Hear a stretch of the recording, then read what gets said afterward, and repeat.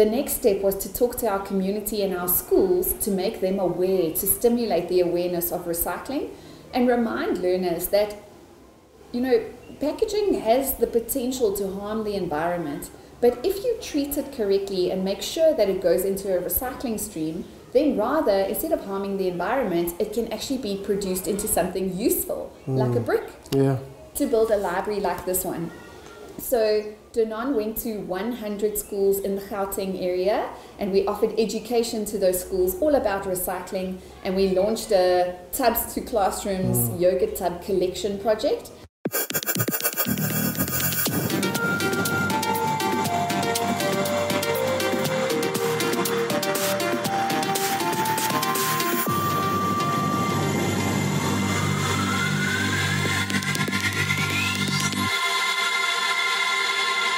Welcome to the Boardroom. I'm your host, Ntlalontle Ngcakaza, and we are here in Vosloorus for the official opening of a library here donated to the community at Nageng Primary School by Danone and Nutri-Day. I'm joined by Mbali Hlope, MEC for Social Development and Agriculture here in Gauteng. Welcome to the show, ma'am.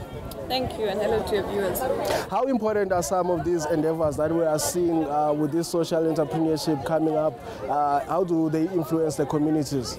For us, it's a positive impact because we, as you know, we've got big business that does a lot of work within our country, but it's always good when they give back and they're able to, like what Danone's done today, be able to take what is their product, show communities and teach, especially young children, about how they can be able to recycle it, to create amazing things like what they've done today. I mean, this library is quite amazing, and they've been able to do this from the cans or that they create from that yogurt that kids eat and really create bricks out of it so people can be able to utilize it. And how do we sustain these projects going forward to make sure that the work continues and the children are taught to be literate and to enjoy reading? Well, they've filled the library with close to 5,000 books. They've also employed a librarian from the local community. They took an individual that they've been able to upskill and teach her how to run the books, and also through their computer system. So this is really great, and it's good that it's aimed at young kids in a primary school. So bazofunda, and that's really what we want. As you know, that our literacy rates are quite low, and this is the only way to increase them, is by making sure that young kids read and learn as much as they can. Please also speak more to maybe the work your department is also doing along these lines, also to encourage social entrepreneurship, to encourage reading, and to help these kids, man, because they need the role models. We do a lot of work. I mean, it's two departments that have been combined. Department is Social Development and the Department of Agriculture, Rural Development and Environment. It's quite a long sentence. But we do a lot of work, and we really are focusing on abantwana so that we teach them about the importance of cleanliness. So when they eat their yogurt, they now know what don't throw it on the floor, don't throw it away. That product is not waste, but it can be created into something that's meaningful, like a brick. So it's to teach them while they're still young, so that now they're able to teach their own parents when they get back home. And that's really how you're able to inculcate a culture of learning, but through generations also, because you're dealing with young kids and now they're going to be teaching their own parents. Yeah, and also just to conclude, ma'am, any prospects you can maybe tell us more about and exciting projects that your department is involved in this year? We do a lot of work, but as you know, we've got 5 priorities, and that is food security, and that's part of the work that we're doing. I was speaking about our Green Army that's there to clean and green, so food security is paramount. This is a no-fee school as an example, and it's about teaching kids through the food gardens that are there how they can be able to go back home, the importance of growing and producing your own clean food, which is vegetables, fruits and so forth. So we teach them that you don't even need lots of land anymore. Agriculture has advanced so much that even with a little piece of land, whether that small little piece of land that you have, you can be able to create food for the house. Because I in the sense, so as you walk around, they look shiny, you see abantu, but they've got beautiful grass, urban pavement, and they cover land that they can be able to utilize. So there's no sense in all of that, and we are really teaching people and giving them a paradigm shift, which when you've got a piece of land, even if it's a small piece of land, utilize that for productivity, utilize that to create food, so that endlini, but ngaphandle kunestudio. Yeah, and finally, ma'am, a word of advice to these youngsters coming up in these communities. What are the possibilities for them? There's many. The opportunities are limitless. It's about how you are able to take advantage of them. And we want to teach abantwana ukuthi noma uphuma endlini la where it's poverty stricken and you know what your parents have been challenged financially. There's so many opportunities. A lot of us come from various backgrounds and we've been able to make sure that no matter what background you come from, it does not reflect on what your future will be. So we really are about teaching kids to dream big. This books are critical for that because it's about taking kids out of the small environment of Israel and they start to explore other worlds. They learn about other countries. They learn about how other people are living. They learn about different characters in books that just open up their imagination so they can continue to dream big. It starts there. It's about dreaming big, seeing outside of your own confines and making sure that you go for the opportunities. Yeah, thank you so much for your time. Thank you. Thank you.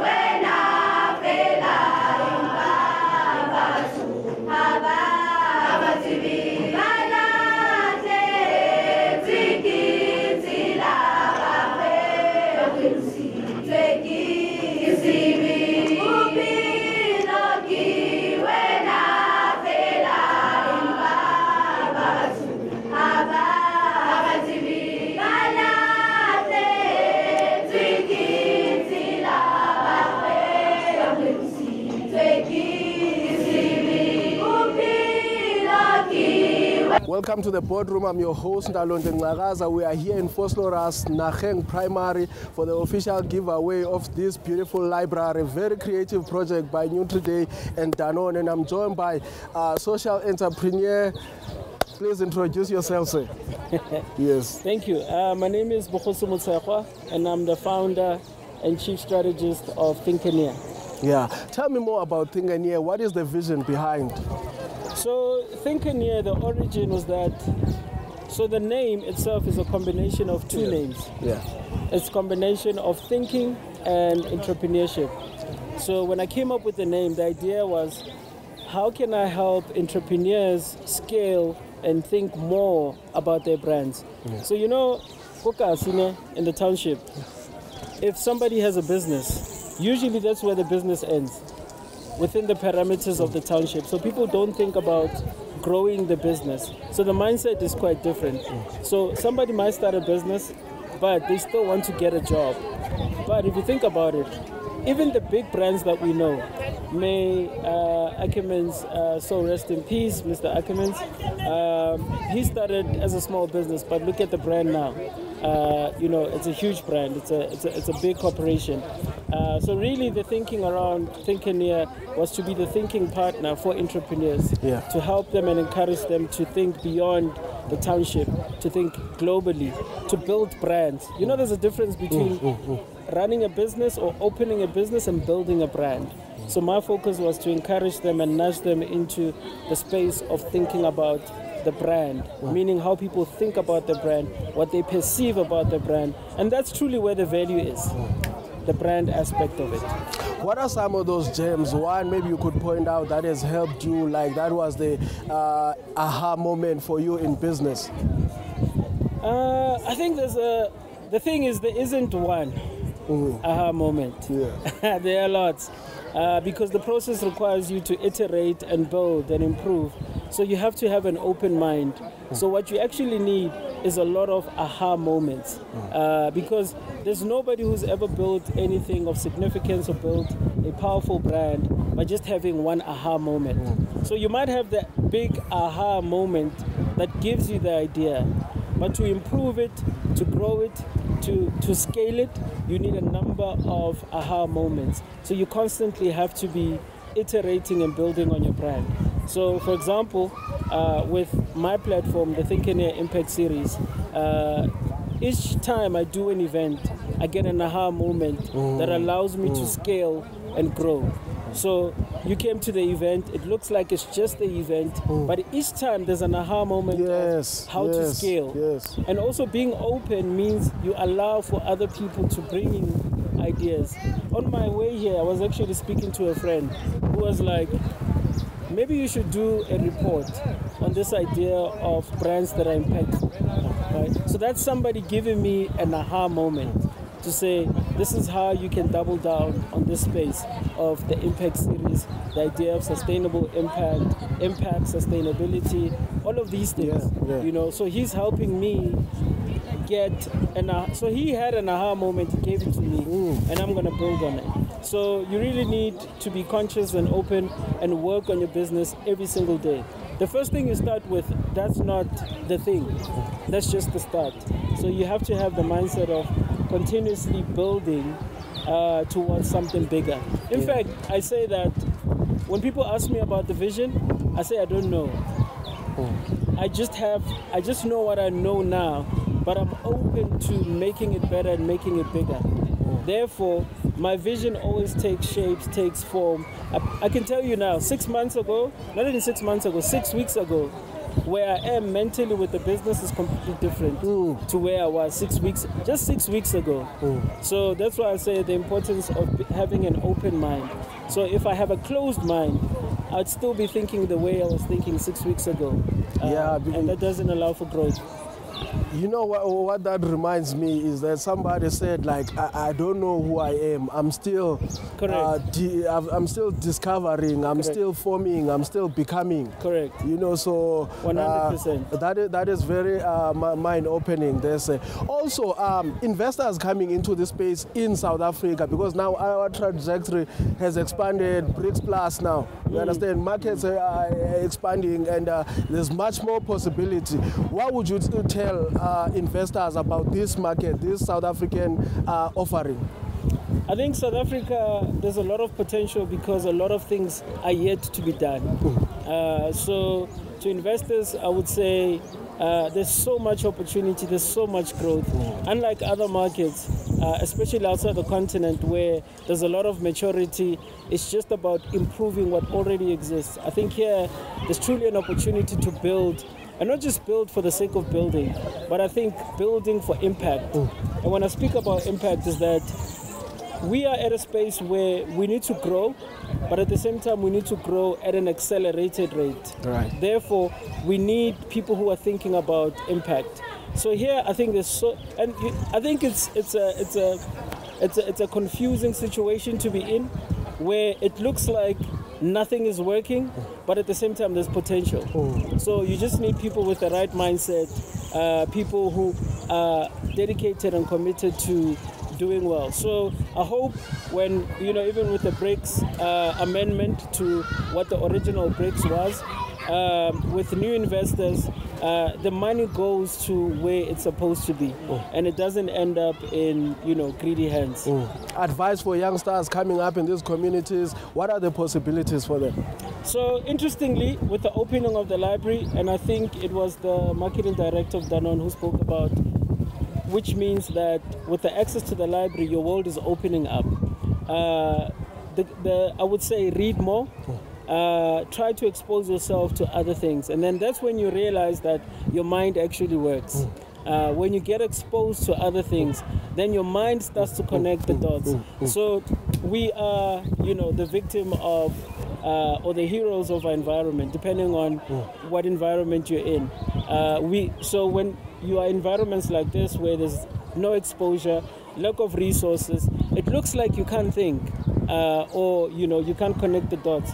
But once you start exposing yourself, you start to see the vastness of the world. You start to see things. You start gaining ideas, and I think that's how the mind works. The food for the mind is information, resources, access, exposure. That's how you keep the mind healthy. That's how you expand your mind to become great, and for you to become a great individual that contributes significantly to society and the community. So read more, network, see people, go places, be deliberate. They say nobody's going to come and save you. It applies here. So you have to go out there. You have to make yourself vulnerable. I use the word vulnerable cautiously, in that there's no danger, but people fear to put themselves out there. So go out there, attend events, meet people, Because really, the growth and the success comes from people. Yeah. That's where success is. It comes from other people. Yeah. It's not just something that comes. Service. It's which brings the concept of servant leadership, where it is about other people and not yourself.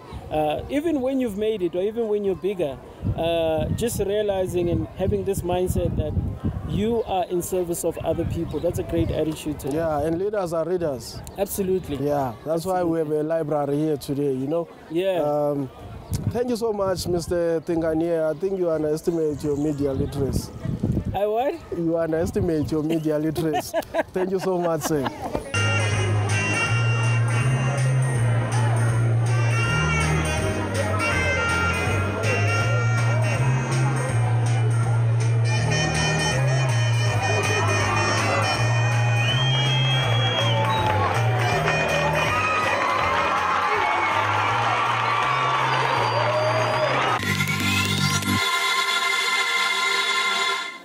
Welcome to the Boardroom. I'm your host, Ntlalontle Ngcakaza.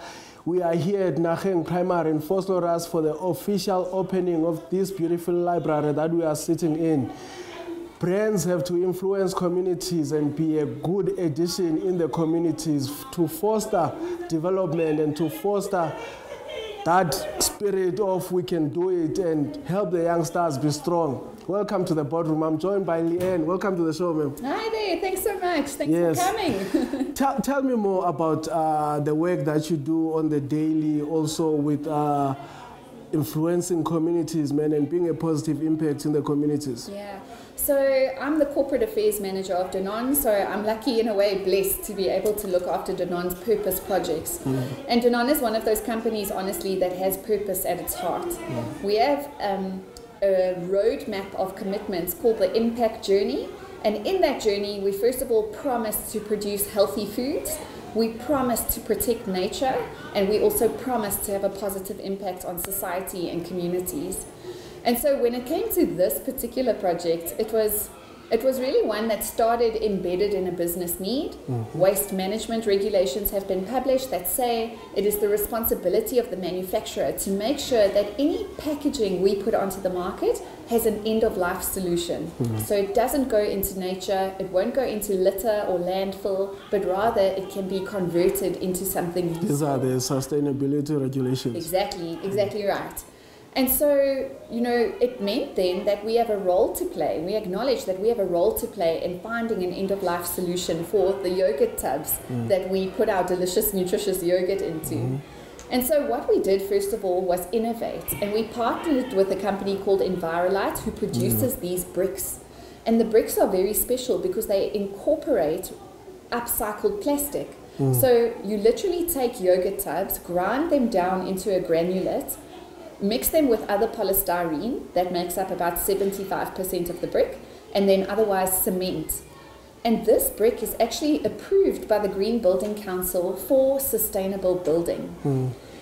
So then we had the brick. That was great. The next step was to talk to our community and our schools to make them aware, to stimulate the awareness of recycling and remind learners that, packaging has the potential to harm the environment. But if you treat it correctly and make sure that it goes into a recycling stream, then rather, instead of harming the environment, it can actually be produced into something useful, like a brick, to build a library like this one. So Danone went to 100 schools in the Gauteng area, and we offered education to those schools all about recycling, and we launched a Tubs to Classrooms yogurt tub collection project. And we said to the schools that the school that collects the most yogurt tubs will win a prize from Danone. And so there was an education element there. The schools were amazing because they were so incentivized and they enjoy the yogurt in their lunch boxes, right? And so after they've enjoyed the delicious yogurt, clean the yogurt tub, collect the yogurt tub, Danone in turn with its also partners. fostering that responsibility, cleanliness. Yes, because if learners adopt the behavior of recycling, they will be recyclers for the rest of their lives. And so then you truly have impact and influence. So, the winning school in 2022 was Nageng Primary School, the school that we're at today.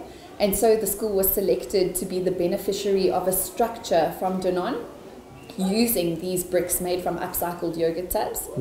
And the school asked that the structure be converted into a library because they didn't have a library before. And the library will serve the learners of the school as well as the surrounding community. So Ngcakaza Primary School is one of those special schools that really cares about its community as well. Fast forward a year later, here it is. There's basically, it takes 245 yogurt tubs to produce one brick. It took about 4,000 bricks to build this structure, and so in so doing, we've diverted 1 million yogurt tubs from landfill to produce this library today. Awesome. So, but we didn't do it alone. We definitely had extensive partnership support to bring the library to life. Danone's work managed to build the structure that we're in today, and that's great. But it was through the work of the Imperial and Motus Community Trust that the books were donated to the library. They donated 4,500 brand new books, wrapped them, catalogued them, together with 4 laptops and even a projector and media center, as well as they've employed a librarian to work in the library so that we make sure that the children get the full absolute benefit of this the work donation is sustained. that we've given. Exactly.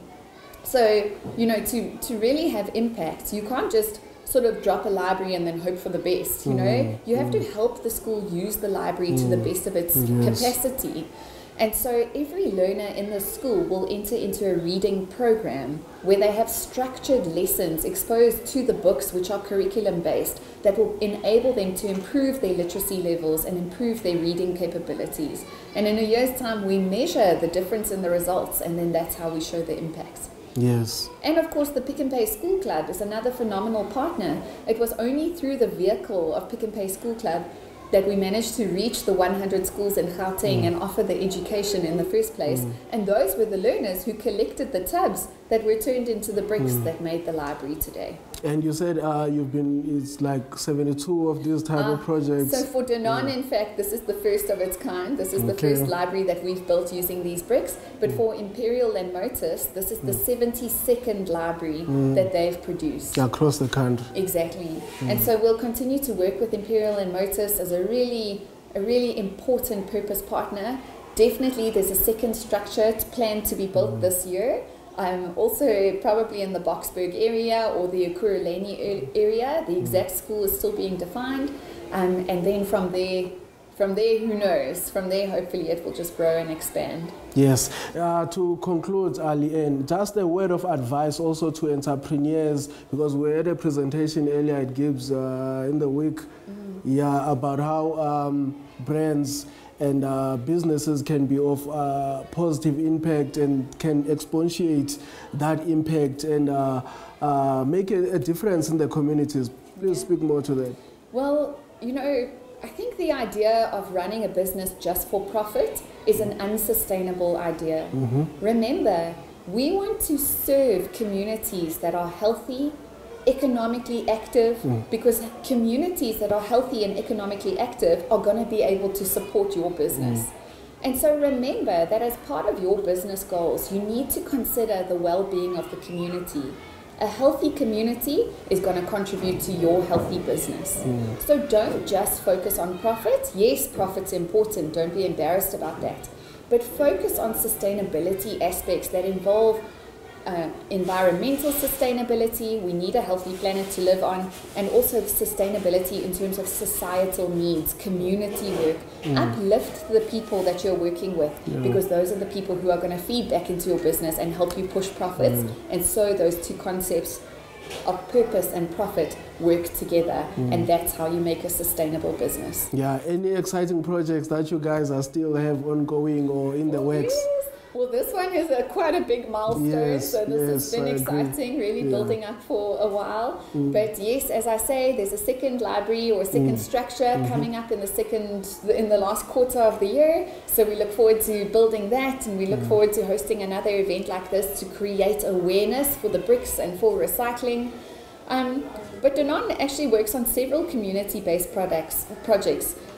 For example, we've just signed on an emerging farm in the Eastern Cape, which is actually owned and run by women. It's called Ngcakaza Dairies, and the idea is that we uplift the farm to be at a standard where Danone can consider them a consistent supplier of quality milk, and in so doing, sign them onto our books to secure 10% of our milk supply from that particular farm, and in so doing, uplift the community again, continue to create that livelihood of employment, and offer skills development for that community so that they can continue to, you know, grow and thrive and enhance the community members around them. Yes, that's it from the boardroom here at Nageng Primary in Vosloorus. A library has been opened here, and hopefully we can raise superstars and youngsters that are powerful and strong through reading and exposure. You know, books give you a world and a wisdom that you never knew, you know. So from us, the boardroom, we are signing off, and thank you so much to the sponsors, Danone, Imperial, Pick and Pay, signing off from the boardroom. Goodbye.